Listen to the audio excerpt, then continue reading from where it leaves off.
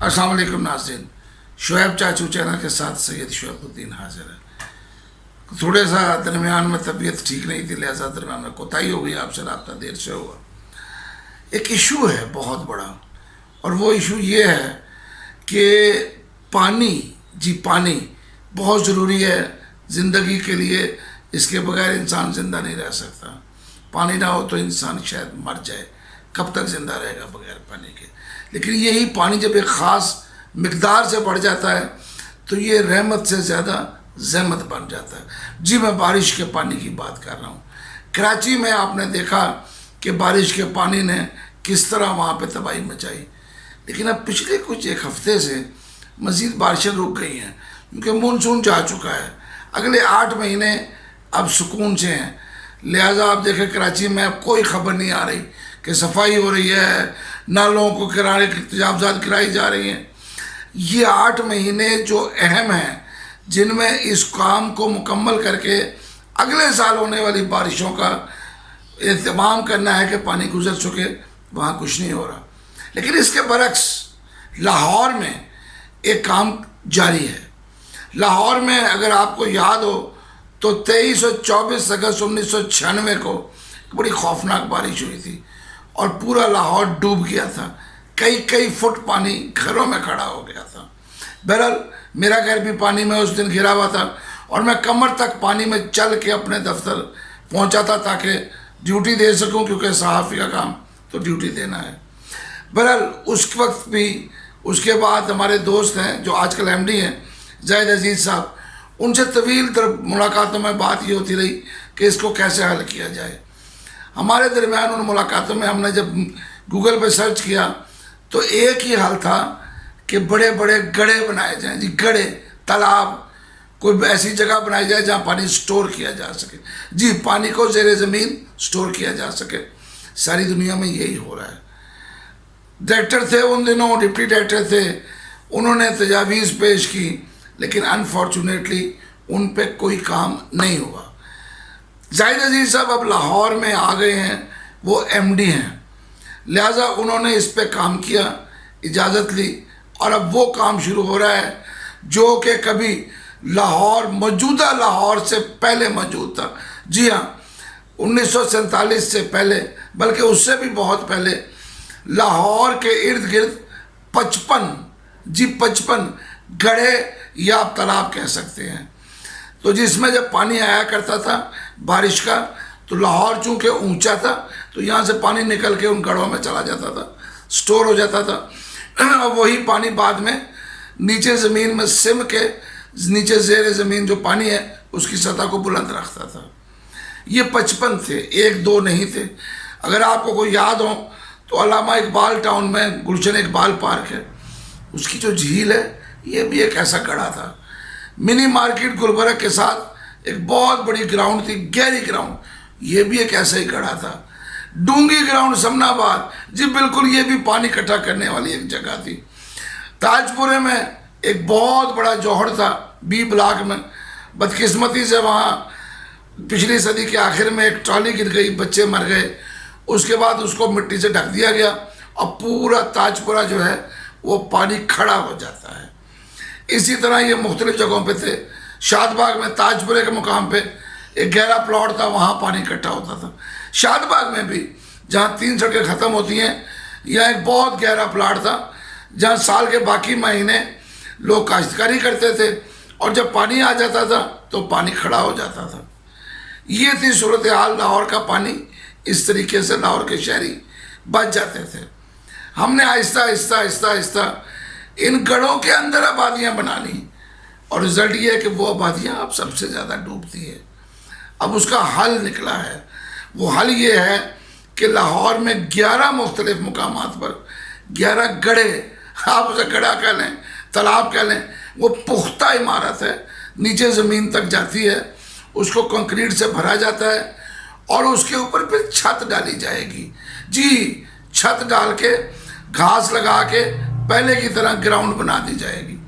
ये एक, अगर आप देखना चाहें तो लॉरेंस रोड पे जाकर आप मुआयना कर सकते हैं। वहाँ पे एक बहुत बड़ा एक गहरा गड्ढा बन चुका है, तैयार हो चुका है, जिसके अंदर 15 लाख गैलन पानी स्टोर किया जा सकता है। इस बारिशों में जो लाहौर में हुई, एक गैर मामूली बारिश हुई थी जिसमें पूरे लाहौर में पानी खड़ा हुआ, लेकिन कराची की तरह नहीं हुआ, क्योंकि लाहौर के पानी की डिस्पोजल का सिस्टम चलता रहा, और जैसे ही नीचे सीवरेज में पानी कम होना शुरू हुआ तो लाहौर का पानी निकलना शुरू हो गया।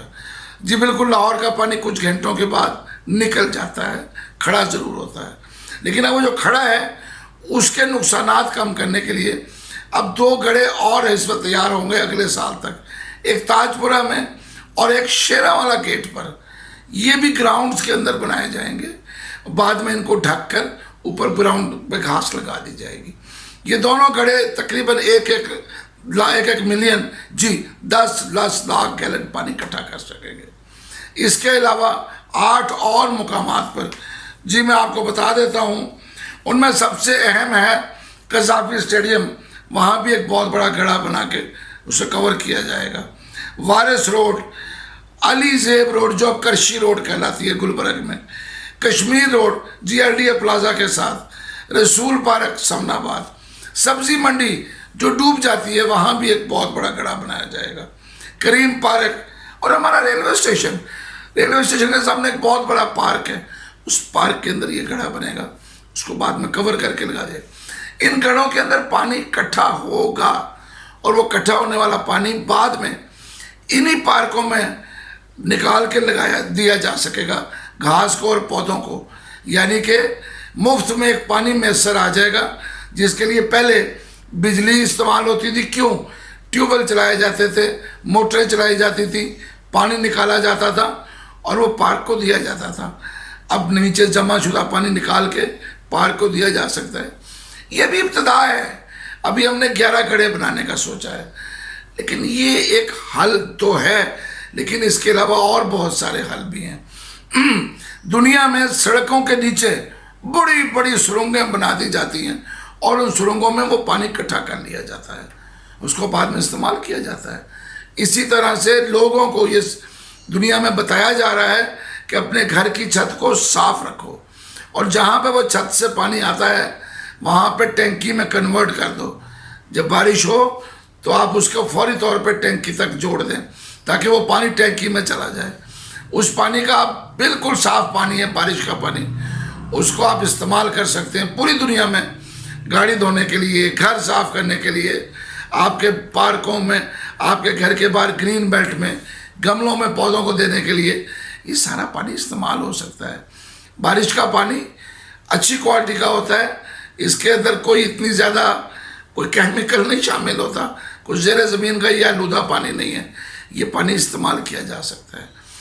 हमें ये सोचना होगा, क्यों अगले आने वाले दौर में पानी के लिए जंगें होंगी। इंडिया हमारे मुल्क से पहले डैम बना रहा है। जब पानी का सिंध ताज का बंटवारा हुआ था एक तो पाकिस्तान बना, जब इंडिया के 2 हिस्से हुए उस वक्त बंटवारा के, हिंदू उसको बंटवारा कहते हैं, बंटवारा नहीं था, वो हमारा हक था, हमने लिया था, मुसलमान थे, इंडिया का हक नहीं था कि हमारे ऊपर राज करे, हमने उनके ऊपर 1000 साल हुकूमत की थी। लेकिन उसके बाद एक और बंटवारा, एक तकसीम हुई 6 दरिया तकसीम हो गए, रावी, ब्यास और सतलुज इंडिया के हिस्से में आए, चनाब, झेलम और सिंध पाकिस्तान के हिस्से में आए। लेकिन आज भारत चनाब का पानी चोरी कर रहा है, आज भारत झेलम का पानी चोरी कर रहा है, और सिंध का पानी ऊपर बम्बई में जहाँ से सिंध निकल रहा है वहाँ से चोरी करने के लिए सुरंगें बना रहा है। बहरहाल वहाँ तो अल्लाह ताला ने उसका को बंदोबस्त कर दिया है, लद्दाख में चीन आ गया है, इतना आसान नहीं रहेगा भारत के लिए वहाँ पानी चोरी करना अब। लेकिन देखें, यह अगला आने वाला दौर भारत अभी से तैयारी कर रहा है, उसने अपने राजस्थान तक नहर पहुँचा दी है। हम तो वो नालायक लोग हैं जो अपनी रोद कोइयों का पानी, राजनपुर की रोद कोइयों का पानी जमा करके राजस्थान में पानी दे सकते हैं, तो हम थर में पानी क्यों नहीं दे सकते? हम क्यों नहीं अपने मुल्क को पानी दे सकते? हम बलोचिस्तान तक पानी क्यों नहीं लेके जाते? बलूचिस्तान को सरसब्ज क्यों नहीं बनाते? अगर सऊदी अरब, दुबई और ये सारे मुल्क अपने मुल्क में फसलें उगा सकते हैं जहाँ है ही रेत, तो हमें क्या तकलीफ़ है? हम अपनी बेहतर ज़मीन को क्यों इस्तेमाल नहीं कर रहे? ये पानी का इस्तेमाल हमें करना होगा। ये जो सैलाब आते हैं इनके लिए हमें कोई और बंदोबस्त भी करना होगा। जी हमने सिंध पे तो अब डैम बनाने शुरू कर दिए हैं, उसका पानी रोका जाएगा और फिर ज़रूरत के मुताबिक सर्दियों तक छोड़ा जाएगा। बिजली भी बनेगी और पानी भी इसका इस्तेमाल होगा। लेकिन जनाब झेलम, रावी में जब सैलाब आता है थोड़ा बहुत पानी आता है, ये पानी जो है, इस पानी का भी तो कोई हल निकालना है। जब हमने बैराजेस बना लिए हैं, हमें बैराजेस के साथ नई नहरें भी निकालनी होंगी। ये नहरें जब सैलाब में ज़्यादा पानी आए तो पानी छोड़ के वहाँ तक आगे ले जा सकती हैं। हमें कुछ करना है, इस पानी को बचाना है। अगर आज लाहौर में पानी बचाया जा रहा है तो पूरे मुल्क में इस पानी को बचाया जाना चाहिए, ताकि आने वाला कल हमारे बच्चों को पानी पानी पानी मैसर हो। पानी पानी याद रखें, आज हम पानी का ज़िया कर रहे हैं।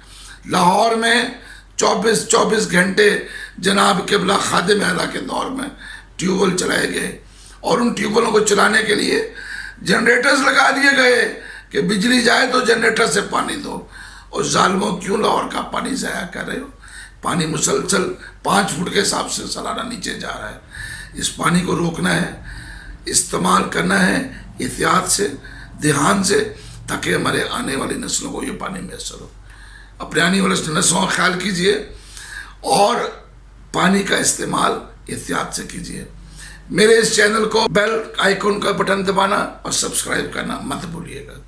आइंदा फिर जल्द मुलाकात होगी। अल्लाह हाफिज़।